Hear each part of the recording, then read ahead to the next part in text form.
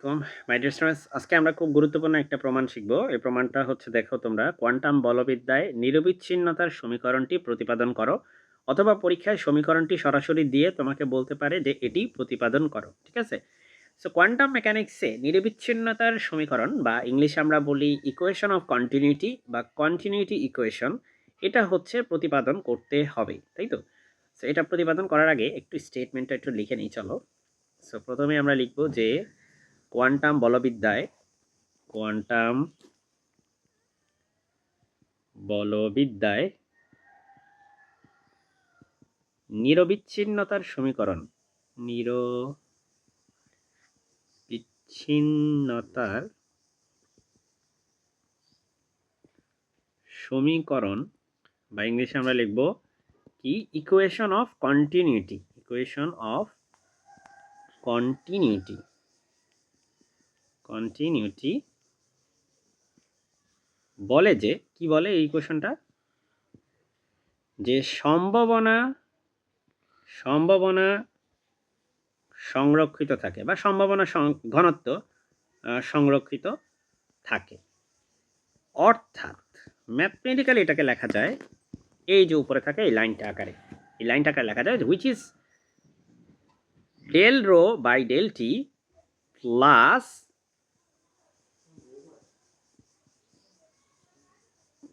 Del operator সাথে এই যে এই ফাংশনটার হচ্ছে আমরা ডট গুণফল করব, মানে এটা হচ্ছে ডাইভারজেন্স নিব, ইকুয়াল টু হবে হচ্ছে 0। এটাকে আমরা একটা কাজ করি, আমরা একটা অন্য একটা কালার দিয়ে এটাকে একটু বক্স করে ফেলি, যেহেতু এটা আমরা প্রমাণ করব।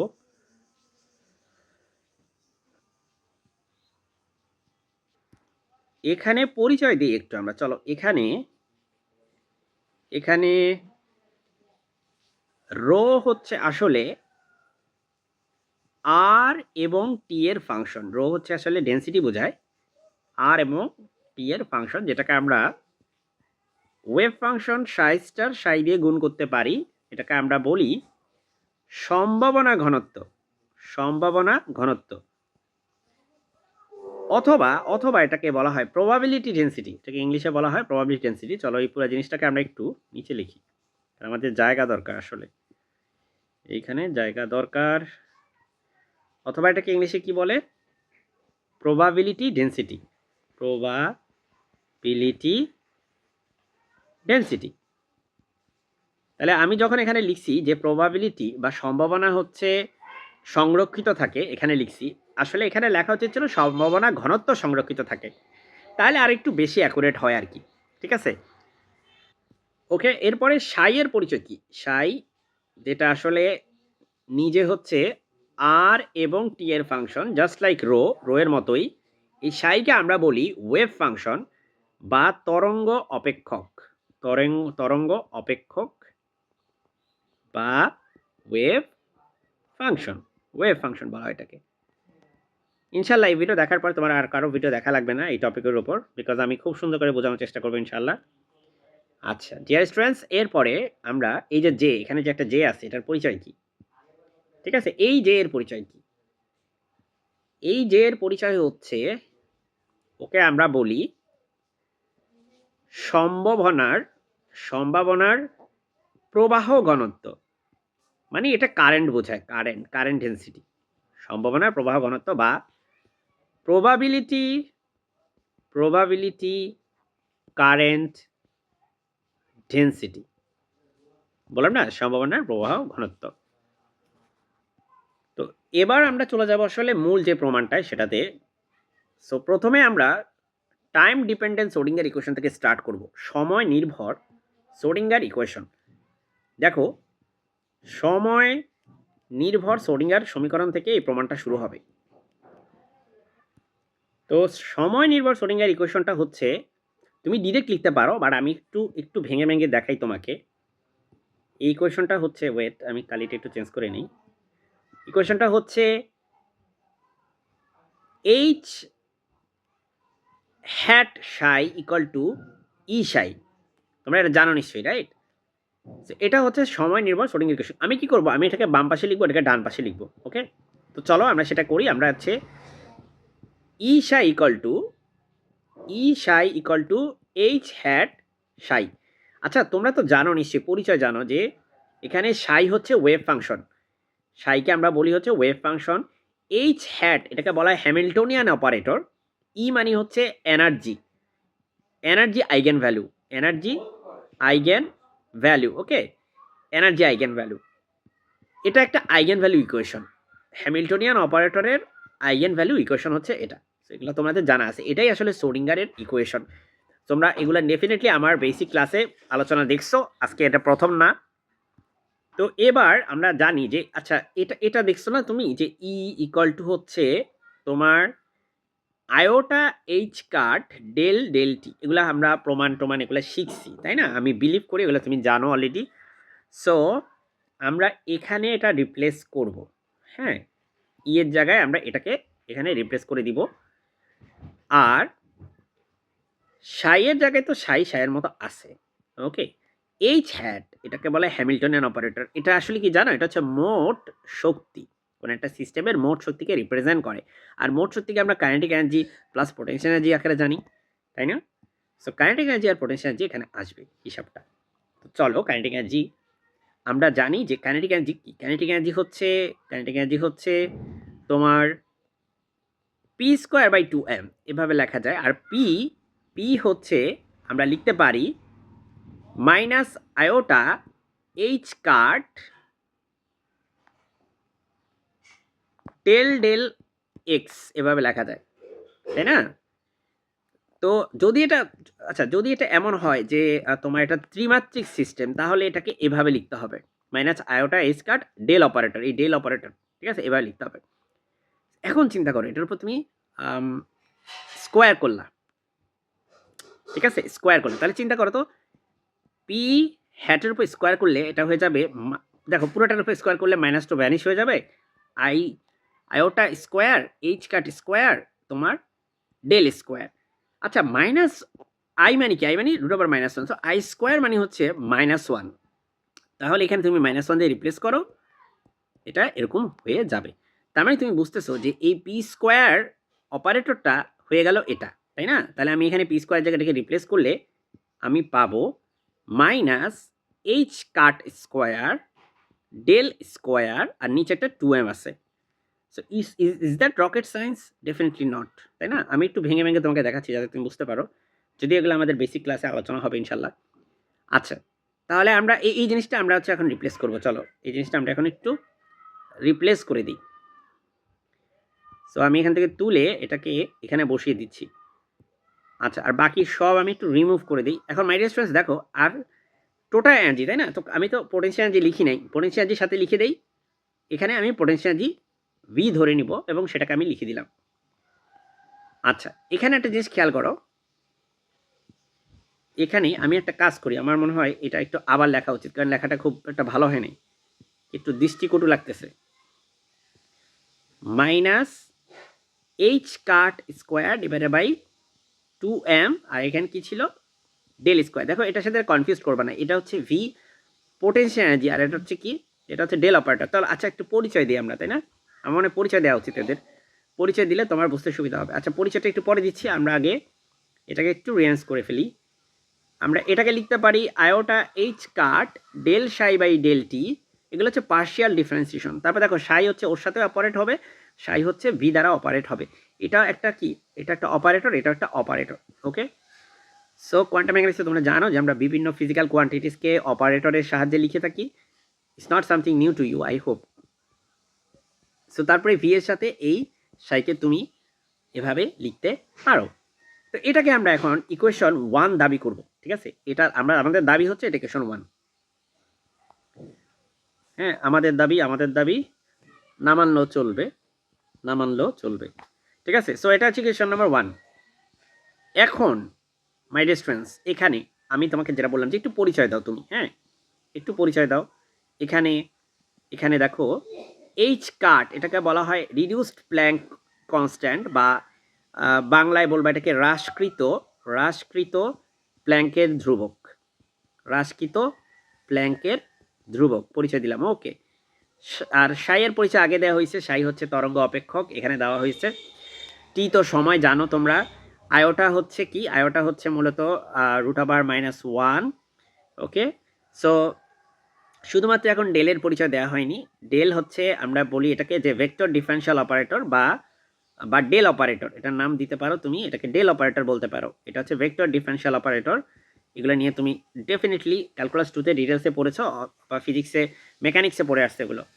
আর এই ভি এটা হচ্ছে তোমার পোটেনশিয়াল এনার্জি অপারেটর। হ্যাঁ, পোটেনশিয়াল এনার্জি অপারেটর বাংলায় কি বলা যায়? বিভব শক্তি অপারেটর। বিভব শক্তি অপারেটর এটা। ওকে, সো মাই ডিয়ার স্টুডেন্টস, এখন আমরা এখানে এই 1 নম্বর সমীকরণের কনজুগেট পেয়ার নিব। এই যে 1 নম্বর সমীকরণটা তুমি দেখতে পাচ্ছ, এই ভাইয়ের আমরা এখন কনজুগেট পেয়ার নিব। কনজুগেট কিভাবে নেই? কনজুগেট নেওয়ার জন্য যেখানে যেখানে আয়োটা থাকবে সেটা হয়ে যাবে মাইনাস আয়োটা, সাই হয়ে যাবে সাই স্টার, এখানে সাই হয়ে যাবে সাই স্টার, এখানে সাই হয়ে যাবে সাই স্টার, আর ভি হয়ে যাবে ভি স্টার। কিন্তু মাই ডিয়ার স্টুডেন্টস, এখানে এই ভি স্টার আর ভি এটা সেম, কারণ আমরা কোয়ান্টাম মেকানিক্সে আমাদের যে পোটেনশিয়াল এনার্জি সেটার তার কমপ্লেক্স কনজুগেটটা তার রিয়েল ভ্যালুর সমান। ঠিক আছে, কারণ পোটেনশিয়াল, সোজা কথা হচ্ছে কোয়ান্টাম মেকানিক্সে পোটেনশিয়াল এনার্জি এটা কমপ্লেক্স নাম্বার না, এটা বেসিক্যালি একটা রিয়েল ভ্যালু, কারণ এটা একটা ফিজিক্যাল কোয়ান্টিটি, তাই না? তোমাকে কেউ কি কোনোদিন বলছে যে পোটেনশিয়াল এনার্জি কমপ্লেক্স হতে পারে? এরকম কিছু না। আচ্ছা মাই ডিয়ার স্টুডেন্টস, তাহলে এখন দেখো, এখন আমরা হচ্ছে এখানে কমপ্লেক্স কনজুগেট নিব। তুমি লেখো 1 নং সমীকরণের 1 নং সমীকরণের জটিল অনুবন্ধী নিয়ে পাই। জটিল অনুবন্ধী বা কমপ্লেক্স কনজুগেট নিয়ে পাই। কি পাই আমরা? তো এখান থেকে তুমি যেটা বললাম যে আয়োটার জায়গায় হবে হচ্ছে মাইনাস আয়োটা, জটিল অনুবন্ধীর জায়গায় হচ্ছে এটাই হয় যে আই হয়ে যায় মাইনাস আই। আর এখানে এখানে একটা পরিবর্তন আছে, সেটা হচ্ছে আমাদের সাই, এই সাই ভাই হয়ে যাবে মানে তরঙ্গ অপেক্ষক, এটা হয়ে যাবে হচ্ছে তোমার জটিল। সো এটা হয়ে যাবে সাই স্টার। আচ্ছা, এইটা আমি একটু সুন্দর করে লেখার চেষ্টা করি, এটা বারবার বারবার এলোমেলো হচ্ছে। ওকে, এবার দেখো ডান পাশে কি আছে ভাই? ডান পাশে এই জিনিসটার কোন দিকে কি পরিবর্তন হবে? এখানে কোনো আয়োটা নাই, so minus h cut square, minus h cut square divided by 2m del square, এই সাই হয়ে যাবে সাই স্টার। আমি বলেছি যে ভি স্টার আর ভি একই, সো এখানে আমি ভি লিখবো আর এখানে লিখবো সাই স্টার। এটাকে আমি দিব, এটা আমার আরো একটা equation. So let's call it equation number 2। Okay, so এটা হচ্ছে ইকুয়েশন নাম্বার 2। এবার আমরা ইকুয়েশন 1 এর সাথে আমি সাই স্টার দিয়ে গুণ করব ইকুয়েশন 1 কে, আর ইকুয়েশন 2 কে আমি সাই দিয়ে গুণ করব। ঠিক আছে, এটাকে সাই স্টার, এটাকে সাই দিয়ে গুণ করব। সো আমি যদি এটা কথাটা একটু লিখে ফেলি যে 1 নাম্বার ইকুয়েশনের সাথে সাই স্টার দিয়ে আমি গুণ করব এবং 2 নাম্বার ইকুয়েশনের সাথে আমি সাই দিয়ে গুণ করব, তাহলে আমি কি পাচ্ছি? দেখো, আমি একটু ছোট করে নিই, তাহলে তুমি হয়তো ভালো মতো দেখতে পাবে। 1 নাম্বার সমীকরণ, এই ভাইয়ের সাথে যদি আমি সাই স্টার দিয়ে গুণ করি, হ্যাঁ, এই যে এই ভাইয়ের সাথে যদি আমি সাই স্টার দিয়ে গুণ করি, তাহলে এখানে আমার কি পরিবর্তন আসবে? আমি শুরুতে একটা সাই স্টার দিয়ে গুণ করলাম। হ্যাঁ, চলো আমরা আসলে লিখে দেখাই, লিখলে ভালো বুঝতে পারবা। তাহলে এখানে আমি লিখলাম সাই স্টার, অলরেডি আছে iota h cut del psi by del t, এটা আছে অলরেডি। আর এখানে আছে minus minus h cut square divided by 2m, আর এখানে ডেল স্কোয়ার সাই আছে, আর ভাই সাই স্টারটারে আমি এ পাশে লিখতেছি। ঠিক আছে, আর প্লাস দিয়ে তুমি এখানে লেখো ভি, এই যে সাই একটা আছে কিন্তু সাইয়ের আগে সাই স্টার দিয়ে গুণ করো, এই যে এটাকে ইকুয়েশন নাম্বার 3 বলতে পারো, এটাকে ইকুয়েশন নাম্বার 3 বলা যায়। আর এই ইকুয়েশনকে যেহেতু সাই দিয়ে গুণ করবা, চলো এটা একটু আমরা জুম করেই দেখি। সো এখানে হয়ে যাবে আমাদের সাই দিয়ে গুণ করলে এটা হয়ে যাবে, দেখো মাইনাস আয়োটা এইচ কাট তো অলরেডি আছেই, minus iota h cut already আছে, সাই দিয়ে গুণ করছো, এখানে হচ্ছে del psi star by del t. Okay, আর ডান পাশে ভাই আছে কি? ডান পাশে আছে হচ্ছে মাইনাস অনেক বড় মাইনাস হয়ে গেছে, minus h cut square by 2m। আর এইদিকে আছে হচ্ছে সাইকে আগে লেখো, লিখে ডেল স্কোয়ার সাই লেখো, সাই স্টার লেখো, sorry del square psi star লেখো। এ পাশে এটা কি আছে ভাই, ভি আছে, ভি ভি লেখো, সাই দিয়ে গুণ করো আগে, তারপরে এই যে সাই স্টারটা লিখে ফেলো, সাই স্টার লিখে ফেলো। Okay, this is equation number, let's say this is equation number 4, this is equation number 4।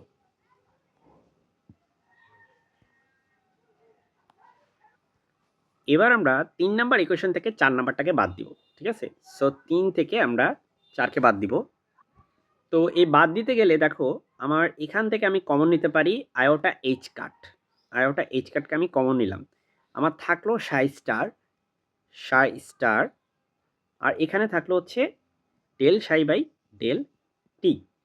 যেহেতু বাদ দিচ্ছি তার মানে মাইনাস হবে, মাইনাস। সো এই যে মাইনাসটা, এই মাইনাসে আর এই মাইনাসে প্লাস হয়ে যাবে, প্লাস ভাই আয়োটা তো, আয়োটা স্কয়ার তো কমন নিয়েই ফেলছি, সো আমার থাকে শুধু এইটুকু, সেটা হচ্ছে psi into del psi star divided by del টি।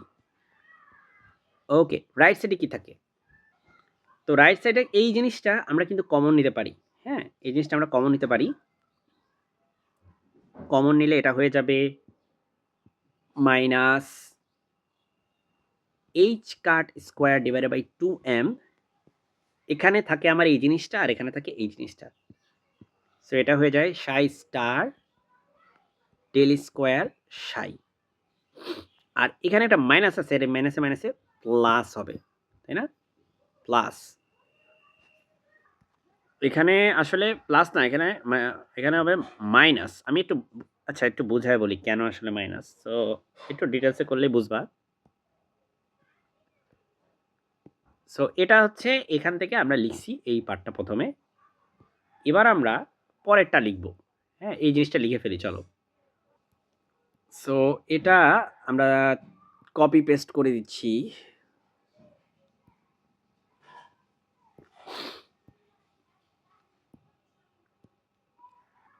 তো দেখো আমাদের 4 নাম্বার ইকুয়েশন, 3 থেকে 4 যখন বাদ দিবা তখন এখানে তো মাইনাস ছিল, তো সেই মাইনাসে আর এই যে এটা তো তুলছো প্রথমে এইভাবে, তাই না, ফর্মুলায় এখানে একটা মাইনাস ছিল, এই মাইনাসটা আর এই মাইনাসে এখানে কিন্তু প্লাস হবে, এটা কিন্তু প্লাস হয়ে যাবে এই যে। তো এবার তুমি হচ্ছে মাইনাস কমন নাও, সমস্যা নেই, এবার তুমি মাইনাস কমন নিলে তুমি ব্যাপারটা রিয়েলাইজ করবা। মাইনাস কমন নিলে এটা হবে H cut square by 2m, এটা হয়ে যাবে, এটা হয়ে যাবে সাই স্টার ডেল স্কোয়ার সাই। দেখো মাইনাস কমন নিলে এটাও কিন্তু মাইনাস হবে, এটা হবে কি, এটা হবে psi into del square psi star, ব্যাস।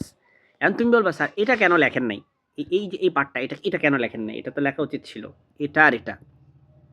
উত্তরটা ভাই খুবই অবভিয়াস, এই দুটো আসলে সেম জিনিস, তাই একজন থেকে আরেকজনকে বাদ দিলে মাইনাস করার কারণে বাদ হয়ে যাবে দুজনেই, ঠিক আছে।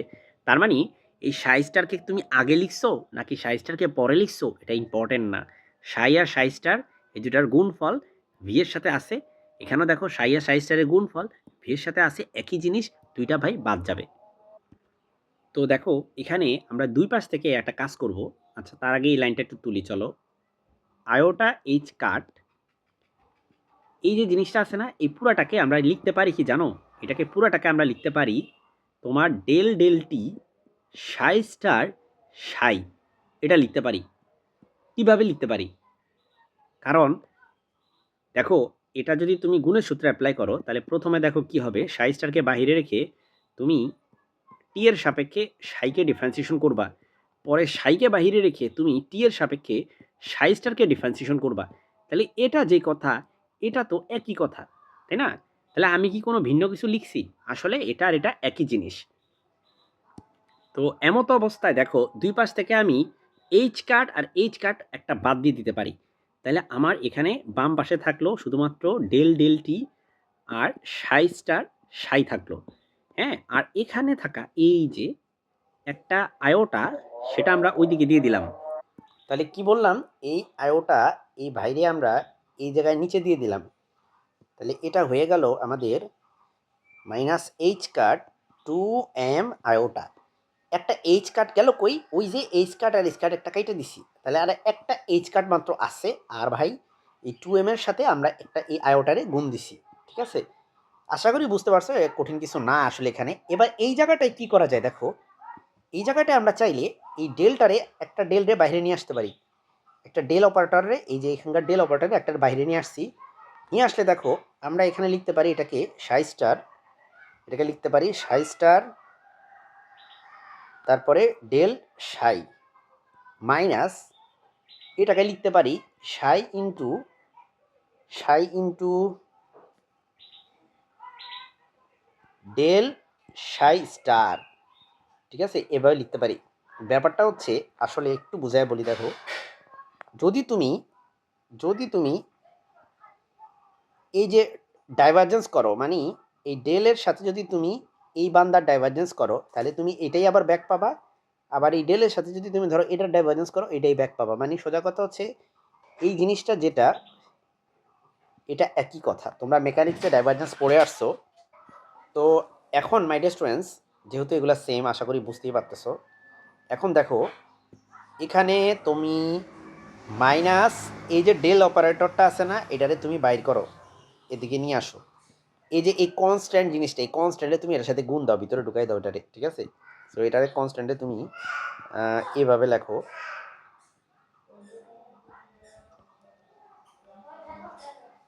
এটাকে লেখো h cut divided by 2m iota.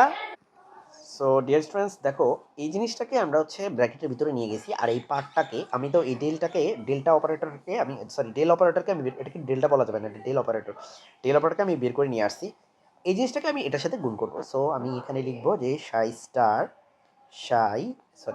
Star del operator Sai minus Sai del operator Sai star. ওকে, এটা এক কাজ করো, এটাকে ফার্স্ট ব্র্যাকেট দাও আর পুরাটাকে থার্ড ব্র্যাকেট দাও, তাহলে বেশি ভালো হয়। এটাকে তুমি থার্ড ব্র্যাকেট দিয়ে দাও। এখন আমরা কিন্তু আসলে আমাদের লাস্ট লাইনে চলে আসছি বলতে পারো। এখন দেখো মাই ডিয়ার স্টুডেন্টস, আমরা এটাকেও লিখে ফেলি, চলো ডেল ডেল টি সাই স্টার সাই।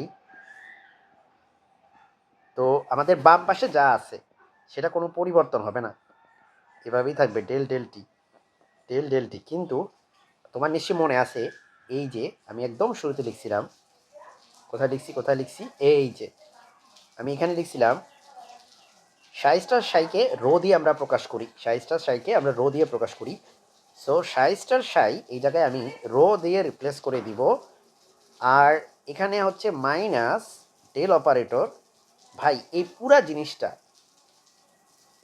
জিনিসটা এটার একটা পরিচয় আছে, এটার পরিচয় হচ্ছে এটা হচ্ছে জে, এটার পরিচয় কি, এটা হচ্ছে জে। তাহলে আমি একটু মার্ক করে দেখাই, এই পুরো জিনিসটা হচ্ছে আমাদের জে। এই জিনিসটাকে বলা হয় প্রবাবিলিটি কারেন্ট ডেন্সিটি, এটাকে বলা হয় প্রবাবিলিটি কারেন্ট ডেন্সিটি। তাহলে আমরা কি লিখি এখানে যে হচ্ছে প্রবাবিলিটি কারেন্ট ডেন্সিটি, যেটা মানে হচ্ছে h cut divided by 2m iota, ব্র্যাকেটের মধ্যে থাকবে হচ্ছে সাই স্টার ডেল সাই মাইনাস আচ্ছা এই ডেলের উপর না তোমার ভেক্টর সাইনটা দেওয়াটা ম্যান্ডেটরি না, এখানে দিতে পারো না দিলেও চলবে। সাই ডেল সাই স্টার, তো এটা হচ্ছে আমাদের জে। ভালো কথা, এবার জে গেল ভাই। আর তুমি যদি চাও তাহলে রো এর পরিচয়টা আরেকবার লিখে দিতে পারো, সেটা হচ্ছে সাই স্টার সাই। তো এই হচ্ছে আমাদের প্রমাণ। এই লাইনটা থেকে দেখো এটা তো নেগেটিভ আছে, হ্যাঁ নেগেটিভ এই পাশে নিয়ে আসলে এটা পজিটিভ হয়ে যাবে। সো আমরা একটা কাজ করি, আমরা পুরো জিনিসটাকে একটু ছোট করে লিখি, লিখলাম ওকে।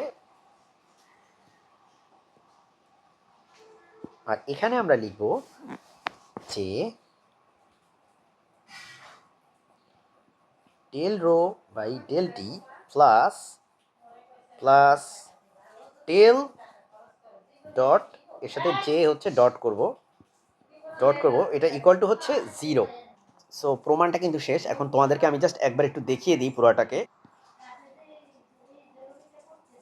সো আশা করি তুমি পরীক্ষায় আসলে এটা লিখতে পারবা ইনশাল্লাহ।